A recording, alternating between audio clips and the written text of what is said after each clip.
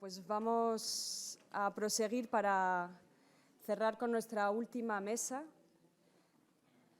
La idea o la dramaturgia también de esta jornada era empezar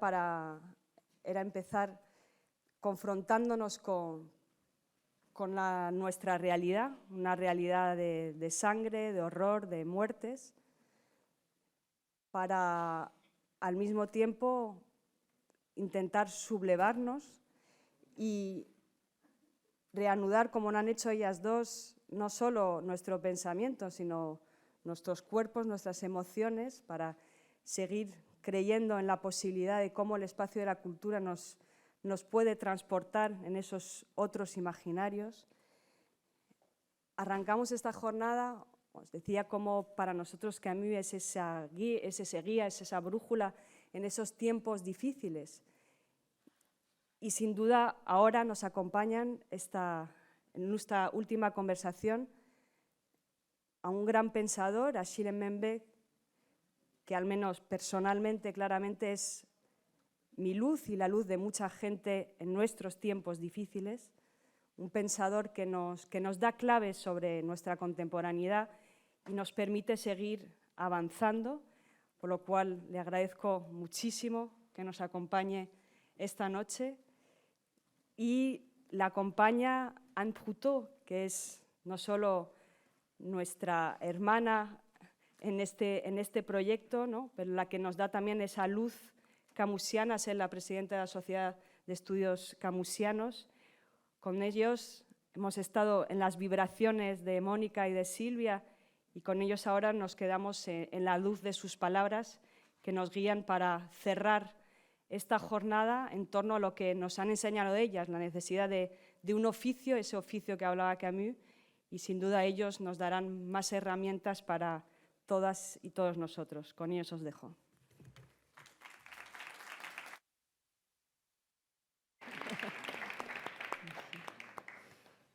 Voilà, bonsoir. Vous m'entendez bien? Oui, bonsoir à tous. Je suis très très heureuse d'être là. J'ai vraiment la joie chaque année de bénéficier de cette lumière et de la richesse des échanges. Et c'est vrai que de parler ce soir en compagnie d'Achille, c'est un beau cadeau. On s'est découvert à midi avec beaucoup de plaisir. Et puis c'est vrai que ce soir, je me sens un petit peu comme ces personnes dont parlait Alfredo ce matin, qui avaient reçu cette boîte bleue qui ouvre les regards, quoi, qui ouvre les imaginaires. Et moi, grâce à vous tous, c'est un petit peu ce qui s'est passé aujourd'hui, donc merci. Alors, je vais commencer par prendre la parole, et puis la commande était belle, hein, c'était autour de cette belle citation. Sandra m'a dit faire son métier d'homme, et ce que j'ai envie de faire avec vous, de manière très simple, hein, c'est de recontextualiser cette citation que l'on connaît bien, que l'on utilise souvent, faire son métier d'homme. C'est vrai que Camus avait le sens de la formule, de la tournure, un peu le génie des images poétiques qui frappent nos imaginaires pendant longtemps.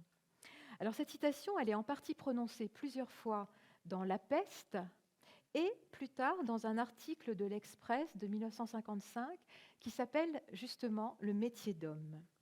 Alors, dans sa première apparition, dans La Peste, la référence appartient donc au cycle de la révolte, où Camus, parti de ce constat de l'absurde, souhaite édifier à la place de ce qui aurait pu être vraiment une invitation à la mort, au mépris, à la résignation. Eh bien, il préfère appeler ce qu'il appelle et donner des règles de vie. Si la vie n'a pas de sens, elle a une valeur pour Camus. Et il invite à la révolte incarnée notamment par le fameux docteur Rieux de La Peste. Dans ce grand roman, les personnages ne sont plus des étrangers les uns pour les autres en luttant contre toutes les pestes. Et même si la victoire est toujours incertaine, on en parlera, la lutte suffit à remplir un cœur d'homme et fait advenir ce que Camus appelle la tendresse humaine. Alors, dans le contexte de notre existence temporelle, dans sa finitude, avec toute la part d'inconnu qu'elle contient, Face au mal, oui, comment vivre et comment faire son métier d'homme. La peste, justement, en est une forme d'illustration. Dans ce récit allégorique où la peste figure le mal, mais pour dire toute autre sorte de forme d'oppression, Camus choisit, c'est assez original, de laisser la place à différents points de vue. Il va créer plusieurs personnages qui tous ont affaire à ce mal, à cette épidémie, et qui vont donner un sens particulier à leur vie au sein de ce combat. Un journaliste, un ancien militant révolutionnaire, un curé, un employé de bureau et bien sûr un médecin, le docteur Rieux, qui est le narrateur anonyme au départ de cette chronique. Alors lui, le médecin, c'est celui qui va engager ses forces dans la bataille, c'est l'homme qui essaie de ne pas se payer de mots. On en a parlé ce matin, de tenir un langage clair, d'appeler les choses par leur nom. Il va contribuer d'ailleurs au fait que la peste, quand elle aura été identifiée, soit nommée. Et justement, à la fin du chapitre 2, ce docteur Rieux discute avec Tarou et avec Rambert, le journaliste, qui était venu de Paris pour enquêter sur les conditions de vie des Arabes. Et justement, Rambert, à ce moment du roman, est en train de remettre en question l'héroïsme. C'est quoi l'héroïsme? Et il remet en question aussi le fait de se sacrifier pour une idée. Et c'est là que Rieux lui répond, et là je vais citer La Peste, « Vous avez raison, Rambert, tout à fait raison. Et pour rien au monde, je ne voudrais vous détourner de ce que vous allez faire qui me paraît juste et bon. » Alors, ce que veut faire Rambert, c'est quitter Oran, quitter cette ville donc, qui est envahie par la peste, pour aller rejoindre la femme qu'il aime. Mais, continue Rieux, il faut cependant que je vous dise, il ne s'agit pas d'héroïsme dans tout cela, il s'agit d'honnêteté. C'est une idée qui peut faire rire, mais la seule façon de lutter contre la peste, c'est l'honnêteté. Qu'est-ce que l'honnêteté? Dit Rambert d'un air soudain sérieux. Et Rieux de répondre, je ne sais pas ce qu'elle est en général, mais dans mon cas, je sais qu'elle consiste à faire mon métier. Alors dans cet échange, Camus ramène chacune et chacun à sa condition. Il ne s'agit pas d'être un héros, mais de faire son métier, ce qui peut sembler à notre portée, à chacun, quel que soit son travail. Il semble difficile à Rieux de définir l'honnêteté, mais on entend qu'elle se fonde sur le fait de bien faire son métier, c'est-à-dire pour lui de bien assumer son rôle de médecin. On le sait, pour Rieux, il voudrait diminuer arithmétiquement la douleur. Drôle de formule, vous voyez, ce n'est pas très lyrique, c'est assez rationnel, mais dans le fond, pour Rieux, il voudrait faire en sorte que le moins possible de personnes ne meurent. Dire à travers cela que chaque vie compte, que la vie est sacrée. Il voudrait, pour reprendre une belle formule camusienne, sauver les corps.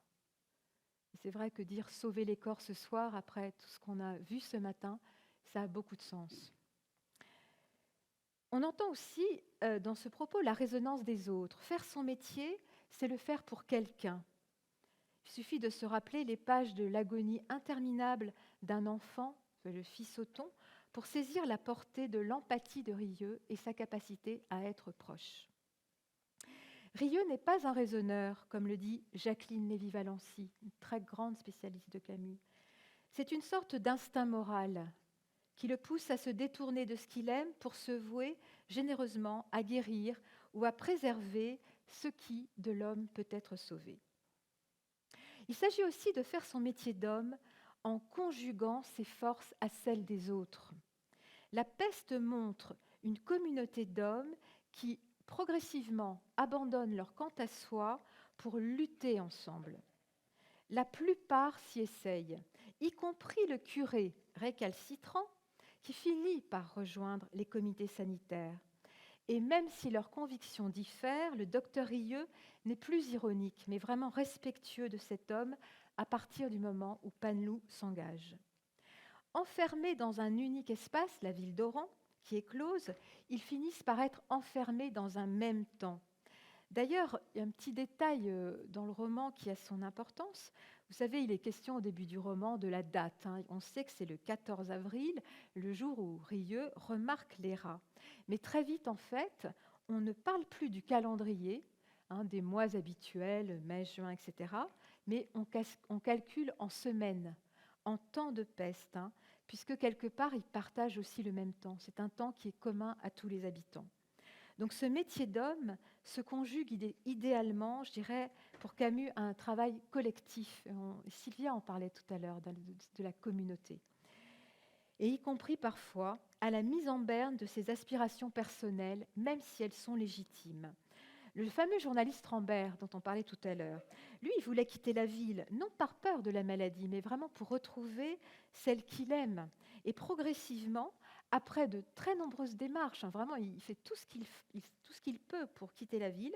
Et au moment justement où il pourrait quitter la ville, où enfin c'est possible, il prend conscience, et je cite Rambert, qu'il peut y avoir de la honte à être heureux tout seul, et que le choix de quitter Oran, je cite encore, le gênerait pour aimer celle qu'il avait laissée. C'est-à-dire que même si la recherche du bonheur est infiniment respectable, un bonheur authentique ne peut se vivre en dehors d'une solidarité active dans la lutte contre le mal. Ce que nous apprend aussi ce grand roman, c'est que pour mener à bien ce combat, pour faire son métier d'homme, il faut aussi savoir puiser dans des réserves de vie, des réserves d'amour, comme le suggère la belle scène de baignade entre Tarou et Rieux qui existe pour célébrer leur amitié. C'est vrai que ça paraît curieux dans le bouquin de voir Tarou qui dit à Rieux « Mais est-ce que vous avez de l'amitié pour moi ?» Ben écoutez, je vous propose que pour célébrer cette amitié, on prenne un bain ensemble. Et justement, après cette baignade, apaisés, ressourcés, ils peuvent repartir vers la peste et ses combats. Donc cette scène, elle n'est pas faite au hasard, elle n'est pas mise au hasard dans ce roman. Et Tarou résume bien cette pensée camusienne, à savoir que le temps réservé au ressourcement ne lèse en rien celui qui est réservé à la lutte. Au contraire. Et Tarou dit, bien entendu, un homme doit se battre pour les victimes, mais s'il cesse de ne rien aimer par ailleurs, à quoi ça sert qu'il se batte ? Ne jamais perdre de vue pourquoi nous vivons, pourquoi nous nous battons. Et derrière cette baignade, c'est le rapport au monde, c'est le rapport au végétal, au ciel, à la mer qui est en jeu pour Camus. Ils ne sont pas juste un décor, mais participent de notre vie terrestre, participent de nos combats. On se souvient chez Camus comment les paysages, leur fréquentation ravivent les forces, comme il est question dans le texte qui s'appelle « Retour à Tipaza », dont je ne citerai pas justement le passage le plus connu, vous savez, quand Camus parle de cet été invincible qui est dans son cœur. Mais juste avant, il y a ce petit extrait. « C'est que le sang, les haines décharnent le cœur lui-même. La longue revendication de la justice épuise l'amour qui pourtant lui a donné naissance. Mais pour empêcher que la justice se racornisse, je découvrais à Tipaza qu'il fallait garder en soi intacte une fraîcheur, une source de joie, aimer le jour qui échappe à l'injustice et retourner au combat avec cette lumière conquise. » Propos tout à fait en résonance avec la baignade de nos deux compères. Le monde et sa beauté ne sont pas déconnectés de la lutte et font pleinement partie du métier d'homme. Enfin, il s'agit de garder les pieds sur terre et de conserver sa clairvoyance, comme le montre l'épilogue de La Peste, où alors que la foule est en liesse, le médecin demeure vigilant. Il sait que la peste peut surgir à nouveau. Donc, il s'agit bien de victoire, mais de victoire provisoire sur le mal, sur la mort. Là aussi, pour Camus, restons mesurés. Et d'ailleurs, exercer son métier d'homme, c'est faire partie aussi d'une grande chaîne d'êtres humains qui nous précèdent, qui nous succèdent. Cela aussi, ça rend humble. Et Camus, il en a conscience, je crois, à différents moments, comme il l'explicite dans un recueil de poèmes qui s'appelle « La postérité du soleil », qu'il a écrit en collaboration avec René Char et qui est paru de manière posthume. Voilà ce qu'il écrit. D'ailleurs, c'est une phrase, je pense, que vous avez choisie pour le guide des Trobadès. « D'autres, après nous, encore, recevront sur cette terre le premier soleil, se battront, apprendront l'amour et la mort. Le don de vie est adorable.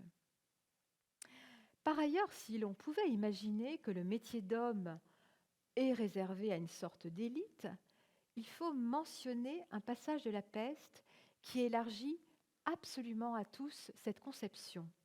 Vous allez voir là, ça met en valeur le travail manuel. Je cite la Peste. « Le docteur ouvrit la fenêtre et le bruit de la ville s'enfla d'un coup. D'un atelier voisin montait le sifflement bref et répété d'une scie mécanique. Rieux se secoua. Là était la certitude, dans le travail de tous les jours. Le reste tenait à des fils et à des mouvements insignifiants. On ne pouvait s'y arrêter. L'essentiel était de bien faire son métier. » Alors ce passage renvoie, et ce sera ma transition, à l'article de l'Express donc du 14 mai 1955, intitulé « Le métier d'homme », auquel je faisais allusion dès l'introduction, et dont je voudrais citer vraiment pour le plaisir les 2 premières phrases. « Le hasard de 2 voyages m'a permis de rencontrer, à quelques semaines d'intervalle, des hommes contents de ce qu'ils faisaient. Si curieux que cela puisse paraître, ces hommes étaient des Français. » C'est dire la part de Camus avait beaucoup d'humour et beaucoup d'ironie. Alors Camus, dans cet article, qui est vraiment assez court, que vous pourrez aller revoir, il rend compte d'une part de la vie de jeunes architectes qui interviennent après le tremblement de terre d'Orléansville en septembre 1954, et d'un deuxième voyage qu'il a fait où il a vu des jeunes archéologues qui faisaient des fouilles à Argos. Et en fait, Camus est très touché par ces travailleurs, par leur vitalité, par l'enthousiasme. Et voilà ce qu'il écrit. « Loin de nos faux métiers, de nos communautés vides ou destructrices, ils exercent dans la chaleur du travail créateur un métier d'homme.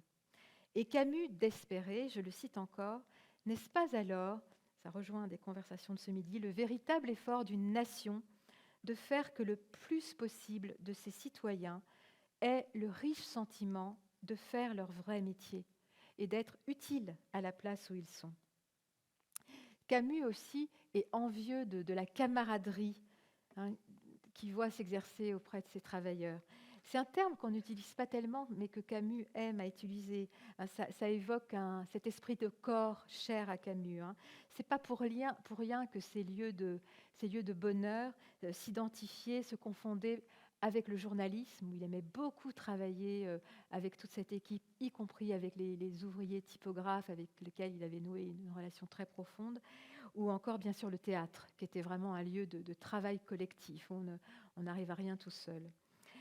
Donc, car en effet, et je terminerai par ça, pour Camus, son métier d'homme à lui, c'est largement confondu avec cette grande entreprise d'édifier un langage, comme il aimait à le dire, si malgré tant d'efforts pour édifier un langage.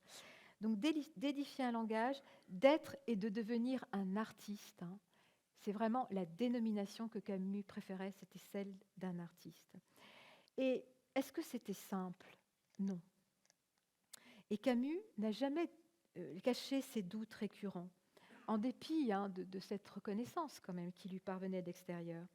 Comme il l'écrivait à Albert Marquet, un peintre, « J'avance du même pas comme artiste et comme homme. » Il établissait alors un lien intrinsèque entre son expérience humaine et le produit de son écriture. Et d'ailleurs, dans la fameuse préface, un très beau texte de 1958, la préface à l'envers et l'endroit, il exprime justement cette recherche permanente dans laquelle il est de trouver, j'aime beaucoup cette expression, l'équilibre entre ce qu'il est et ce qu'il dit. Condition suprême pour lui d'écrire un jour l'œuvre dont il rêve. Expression qui me semble aussi être un beau synonyme au fait de bien faire son métier d'homme, avec bien sûr toute la difficulté que ça comporte, d'un travail sisyphéen, toujours et toujours à recommencer d'ailleurs. Mais Camus disait, par rapport au grand écrivain Joyce, ce qui est émouvant chez lui, ce n'est pas l'œuvre, c'est le fait de l'avoir entreprise, Donc avec une très grande admiration quoi, pour l'effort de création avant même le résultat. Hein.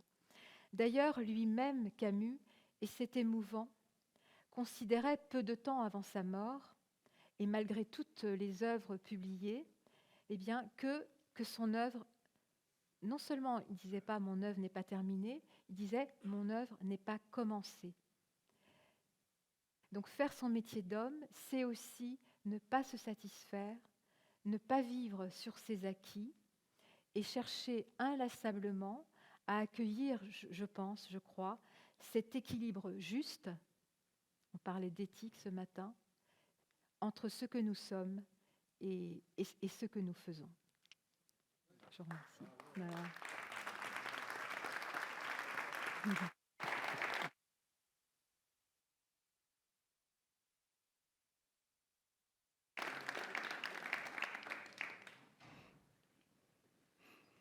Alors, je voudrais vraiment dire merci à tout le monde, là, à ceux et celles qui nous ont rassemblés ici.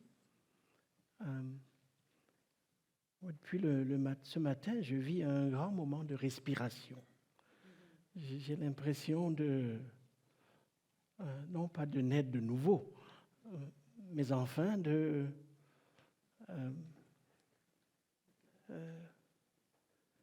être porté par quelque chose qui me dépasse. Et toutes les interventions de ce matin, toutes les formes d'intelligence qui ont été convoquées pour partager avec nous l'ensemble des réflexions faites depuis que l'on est là,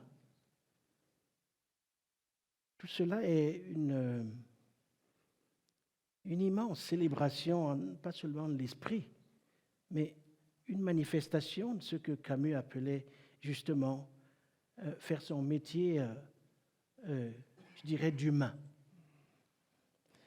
Et je suis très content aussi de rencontrer Anne. J'ai l'impression qu'on se connaît depuis très longtemps. C'est vrai que j'ai lu quelques-uns de tes travaux. Et hier dans la nuit, effectivement, je relisais cet article paru dans l'Express, faire son métier d'homme. Moi, je dirais faire son métier d'humain pour parler avec l'esprit de ce temps. Et donc, je suis très content aussi que tu nous aies ramenés au terme de cette journée à Camus et à son texte, à sa parole. Un certain nombre d'éléments que tu as mis en avant, l'invitation à la révolte, le refus de la résignation, le fait que la victoire, elle est incertaine. On ne peut pas la garantir. Le fait aussi que, à travers ce labeur interminable, une certaine forme du cœur émerge, qu'il appelle un cœur d'homme,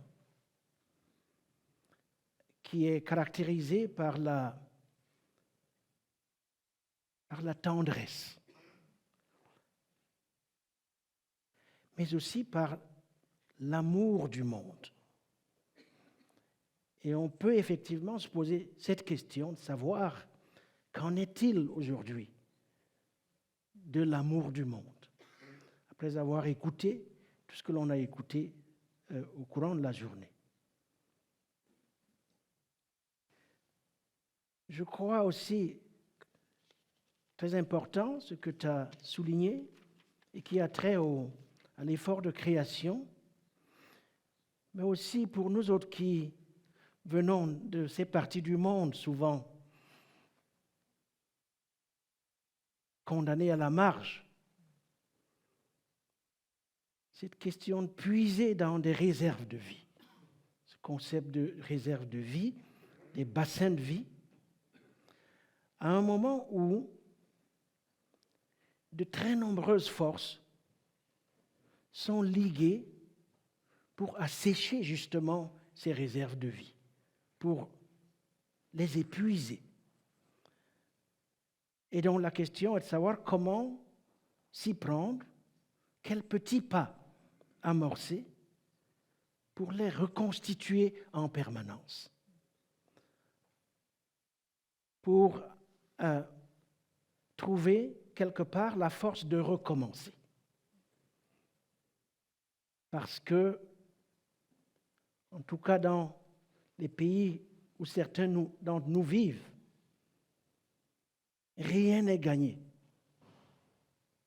Tout est provisoire, il faut chaque fois recommencer. Et donc, où est-ce qu'on ira chercher ces réserves de vie? Comment on va les nourrir? Et comment on va les mettre au service d'une chaîne vitale où les humains font partie d'une communauté large, où on compte évidemment les ancêtres, mais aussi ceux qui viendront après nous, mais aussi les animaux, mais aussi les plantes, mais aussi l'eau, mais aussi les arbres, etc., etc., le tout dans une relation symbiotique qui permet justement de renouveler chaque fois l'ensemble de la création. Et donc, ce don de vie, je dirais cette dette de vie, qui nous précède en fait, et qui existe, qu'on l'admette ou non, je pense que tout cela est absolument important pour tous ceux qui aujourd'hui cherchent à convoquer le nom de Camus ou à l'invoquer. Et je pense que ce nom, il reste d'actualité. Son actualité, elle est indéniable. Et donc, non pas en réponse à ce que tu as partagé avec nous, mais peut-être dans le prolongement de ces réflexions, j'aimerais juste à mon tour peut-être partager 4 ou 5 points que je n'aurai pas le temps de développer, sinon on sera ici jusqu'à demain matin. Pourquoi pas? Alors, le premier point porte justement sur le thème qui nous a réunis et que tu as essayé de remettre sur la table en partant d'une lecture très fine du texte camusien. La thématique consiste à repenser le monde. Je dirais qu'il y a plusieurs manières, évidemment, de repenser le monde. Et sur cette base, d'imaginer quelle forme pourrait prendre aujourd'hui le métier d'humain. C'est-à-dire, comme tu l'as bien expliqué, c'est-à-dire l'interminable labeur d'hominisation de notre espèce dans son rapport avec le reste du vivant. Je crois qu'il y a plusieurs manières de le faire. Par exemple, il y a une manière de repenser le monde à partir d'une position de surplomb. Alors, la position de surplomb, elle présuppose que le monde nous appartient. Elle présuppose que ce monde, il est notre propriété.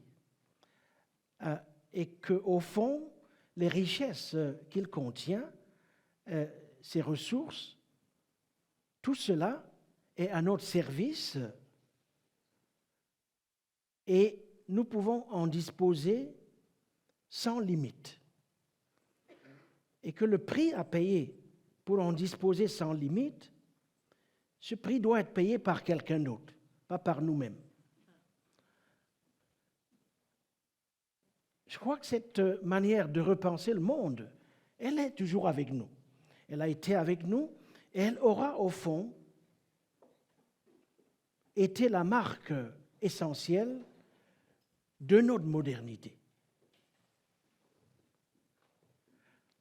Alors je voudrais suggérer qu'il y a une autre manière de repenser le monde, une manière qui partirait de l'expérience de ceux qui ont toujours été placés un peu aux limites externes du monde et qui, à ce titre, ont subi, peut-être plus que les autres, en tout cas de manière disproportionnée, la violence du monde. Parce que le monde, il est violent. Il l'a été, il le reste. Et on peut dire ici, sans exagération, que tel a été le cas pendant des siècles de l'Afrique.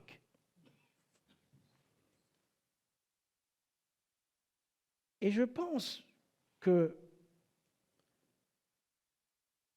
relu d'un point de vue camusien,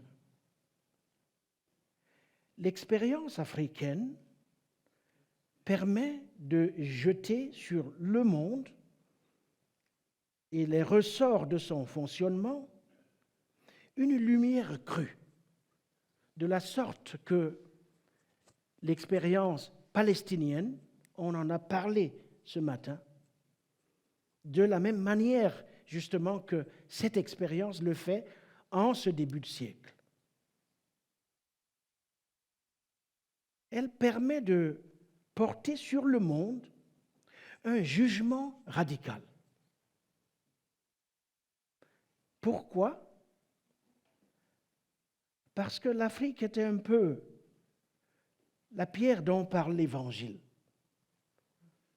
Celle-là qui fut rejetée par les bâtisseurs. Mais elle permet aussi d'imaginer les contours de ce que pourrait être une politique de la résistance. Camus parle de révolte. Une politique de la résilience, le fait d'avoir appris à chaque fois recommencer. Une politique aussi de l'espérance. L'espérance, non pas du tout comme un concept abstrait, mais comme une formidable et inexhaustible énergie, celle-là qui en fait à la fois une réserve de puissance et une puissance en réserve. La définition même de l'Afrique dans le monde. Tel étant le cas, je crois qu'invoquer le nom de Camus aujourd'hui, c'est quelque part accepter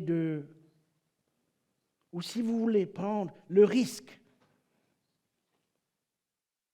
de témoigner.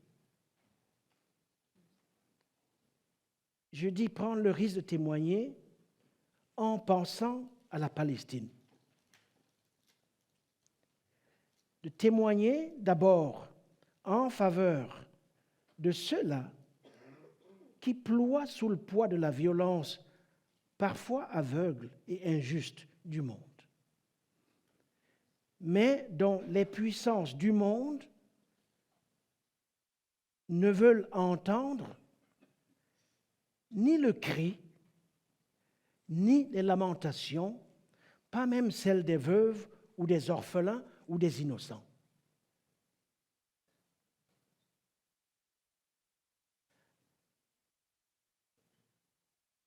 En fait, non seulement elles ne veulent pas entendre, mais elles se mobilisent, ou elles mobilisent tous les prétextes, trafiquent le langage mettent les mots sens dessus, dessous,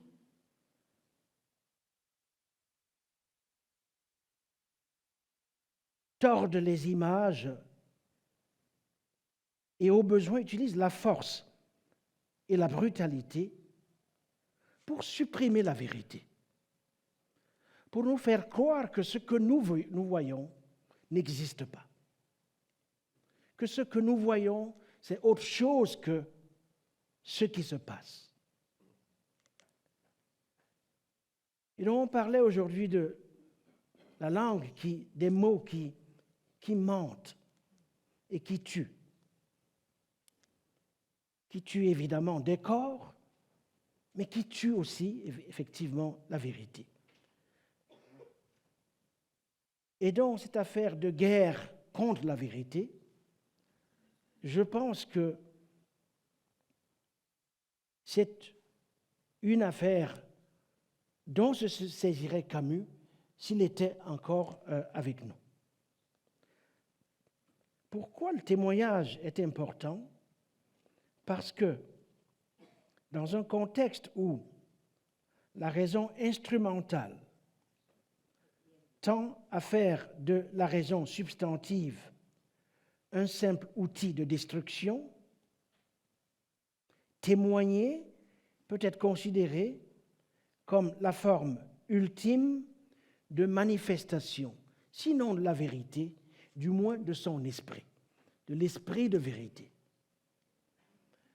Et je pense que retrouver aujourd'hui les chemins, les sentiers en direction de cet esprit de vérité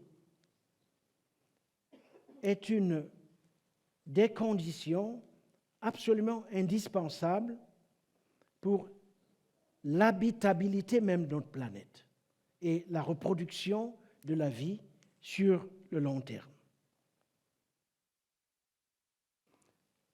Je voudrais maintenant terminer avec peut-être 2 ou 3 autres observations assez brèves.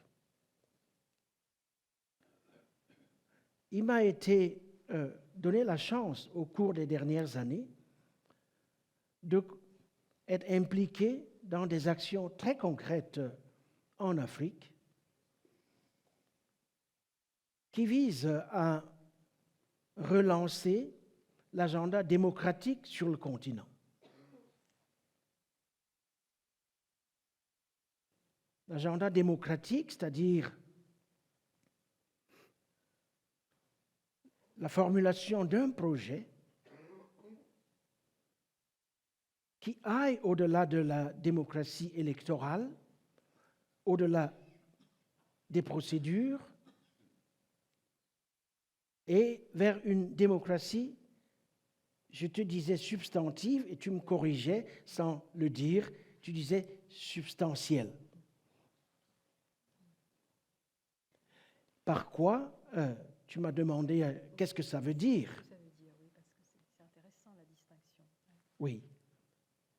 Et je te répondais en disant une démocratie qui s'attaque consciemment, méthodiquement et délibérément à un ensemble de conditions matérielles sans lesquelles la vie est impossible. De l'eau potable, de la nourriture, des vêtements, éducation, un lopin de terre, une parole libre des femmes, des cercles de soins, etc., etc. L'accès aux moyens d'existence, en considération du fait que le prix de la vie, il est le même pour tous, et qu'une dette de vie nous lie les uns aux autres avant même que nous ne naissions. Et j'ajoutais une démocratie qui s'attaque à la question du sens et des significations. Une démocratie qui réduit l'écart aujourd'hui planétaire entre les activités de production des outils et les activités de production des symboles. Parce que la torsion de la langue, la destruction de la raison,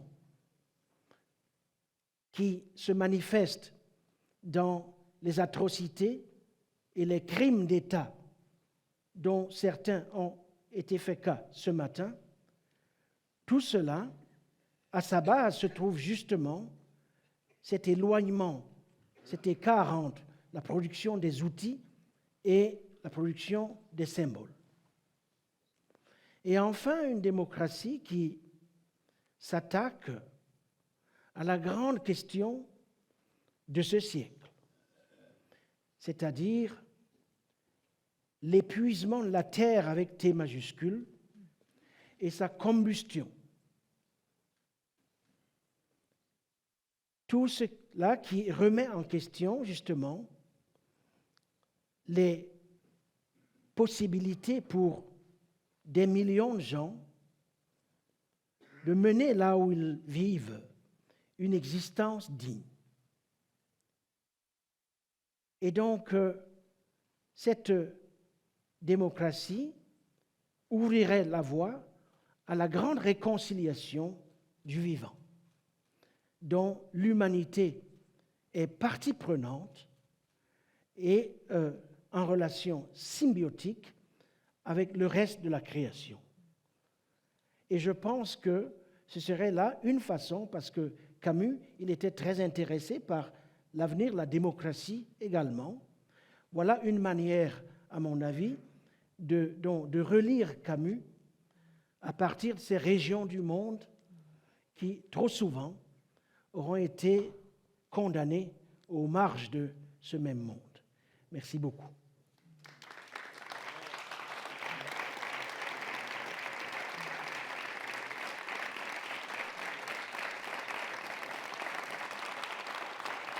Non.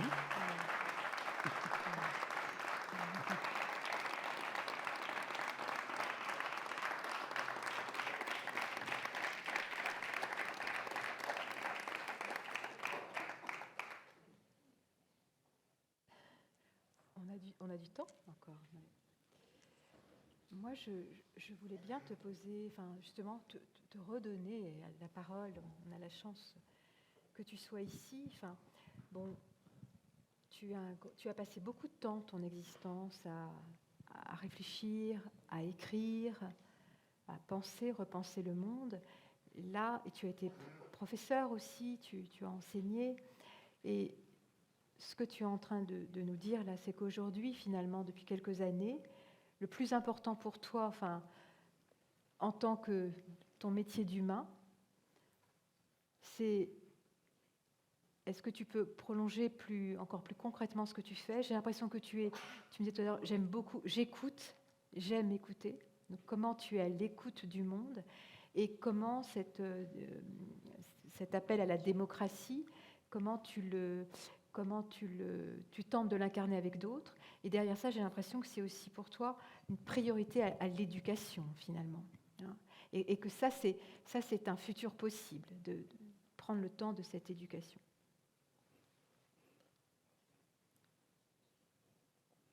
Oui, effectivement, parce que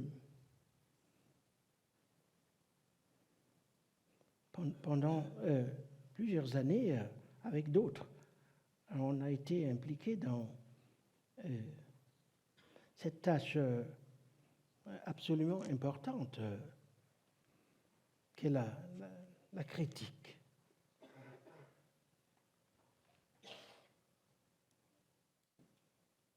Et parfois aussi la déconstruction. C'est une tâche absolument importante parce que le moment que nous vivons, qui est caractérisé quelque part par une escalade technologique sans précédent, on n'a jamais vécu une telle période dans l'histoire de l'humanité, avec la multiplication des artefacts, la tentation de répondre à la grande question de l'intelligence. Qu'est-ce que l'intelligence? Par des moyens techniques, solutionnisme technologique, et les effets de mutation anthropologique qui en découlent, parce que ce à quoi nous sommes en train d'assister, c'est à l'apparition d'une autre forme de l'humain. Ce n'est pas l'humain du XVIIIe siècle, du siècle des Lumières, etc. C'est une autre forme de l'humain, accouplée de sa bête, avec B majuscule. Et donc, une partie de caractère pervers de ce processus, c'est de décérébrer beaucoup de gens. Et donc, la tâche de réarmement de la pensée, et surtout de la pensée critique, par le recours à toutes les formes de l'intelligence, pas seulement l'intelligence dite rationnelle ou scientifique, mais tout ce que l'on a vu tout à l'heure, il y a eu ce chant qui soudain est monté de cette estrade. En Afrique, on aurait commencé par ça. On aurait commencé par le chant. Mais voilà, on l'a eu vers la fin, toutes ces formes de l'intelligence, leur mobilisation. Cet effort, il est absolument capital. En même temps, pour ne pas être écrasé par l'immensité de la tâche, le sentiment de défaite que beaucoup d'entre nous ressentent lorsqu'on voit le caractère colossal des destructions qui ont lieu, la destruction des villes, le caractère écocidaire des politiques qui sont mises en œuvre. On a vu ce matin ce qui se passe en Méditerranée. Tout cela,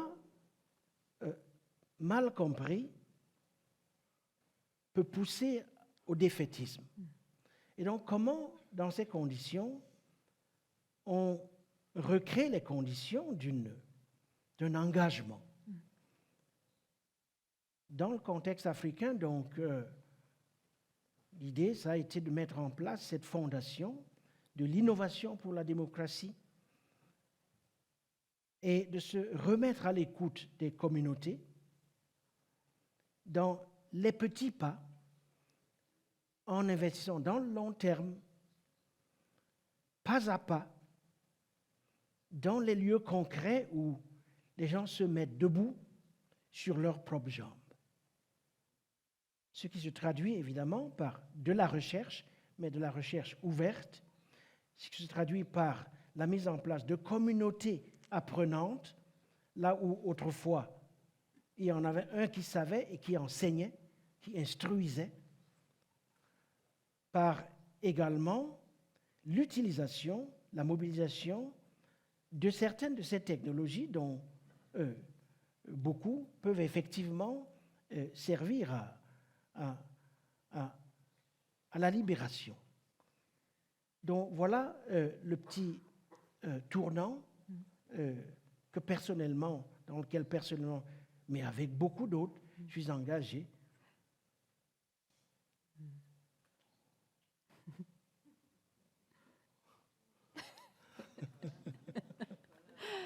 On l'écoutera encore. Hein. Okay. On va s'arrêter là. Hein?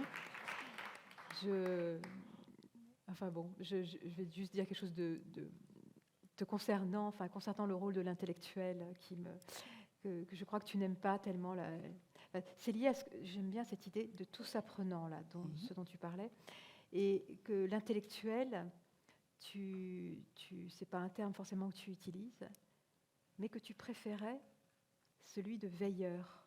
Je n'ai jamais utilisé le terme d'intellectuel, en fait. Ah oui. Dans mes écrits, non. Ouais. Alors, c'est quoi? Oui, je préfère celui de veilleur. Alors, en fait, c'est un terme qui. Être veilleur, c'est un Alors, beau le terme. veilleur, en fait, c'est. Alors, bon, faut peut-être dire deux choses. Dire que moi, Ah oui, bon. prends ton temps. Moi, j'ai une éducation très catholique. Hein. J'ai été éduqué chez les bons pères. Les jésuites et puis les dominicains. C'est vrai que ces jours-ci, je ne vais pas à la messe. Je n'appartiens pas à l'église, mais enfin, c'est resté quelque part. Et quand j'étais tout petit, j'avais une grand-mère qui ne savait pas lire. Elle n'écrivait pas non plus. Elle n'avait jamais été à l'école. Et à l'âge de 10-12 ans, elle me demandait de m'asseoir et de lui lire des passages de la Bible, ou en tout cas du Nouveau Testament, dans sa langue. Et donc j'ai été quelque part imprégné par tout ça. Je peux vous réciter plein de choses, des textes, des images, des lieux géographiques, donc une éducation un peu classique. Et donc la figure du veilleur, elle a deux sources. Il y a cette source chrétienne, il faut le dire, le veilleur, celui-là qui veille, qui ne dort pas, ou en tout cas il ne dort pas quand les autres sont éveillés, et il sonne l'alerte lorsqu'il voit le danger. Et cette figure du veilleur, elle est très présente dans les évangiles de Saint Jean, par exemple. Ensuite, il y a la figure du devin, un peu plus dangereuse, qui vient des cosmogonies africaines. Le devin, c'est celui-là qui interroge le temps. Tu parlais tout à l'heure du temps. Le temps est un objet d'interrogation.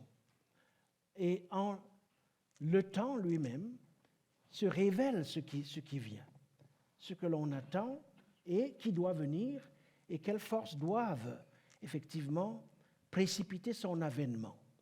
Il n'y a pas de temps sans possibilité d'avènement. Et le devin, c'est celui-là qui fait la médiation entre le déchiffrement du temps et l'accélération du processus d'avènement. Et donc, en mettant ces deux choses ensemble, je crois qu'on voit très bien à quel point est-ce que ces deux figures convoquent différentes sortes d'intelligence.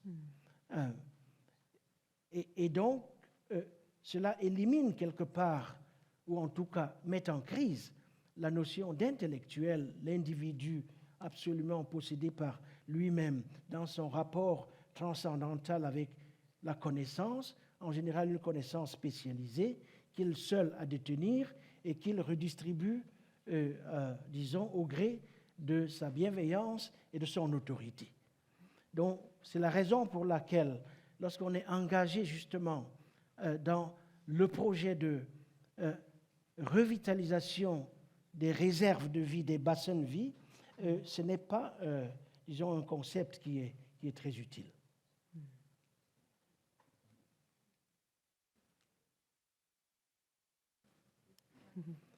Bon, mais je crois qu'on a refait le monde. On a repensé le monde. Il reste à l'heure. Merci beaucoup. Merci.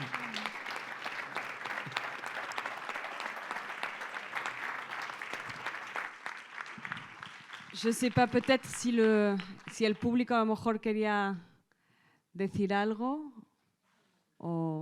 Je crois que finalement, vous nous avez donné en tout cas des réserves pour alimenter nos vies de ce soir, et on espère pour longtemps, de puiser dans cette puissance de l'espoir, comme tu nous l'as si bien dit, Achille, le besoin finalement de croire dans cette communauté d'humains pour qu'ensemble, nous puissions transcender cette violence du monde, comme on l'a vu ce matin, Et dans cette idée d'espoir, on est aussi cette année dans l'année de prix. Et donc, je vous remercie à tous les deux. On va faire une petite pause et on va rester ensuite avec les deux lauréats en la entrega de nuestros dos premios en esta idea de potencia, de esperanza.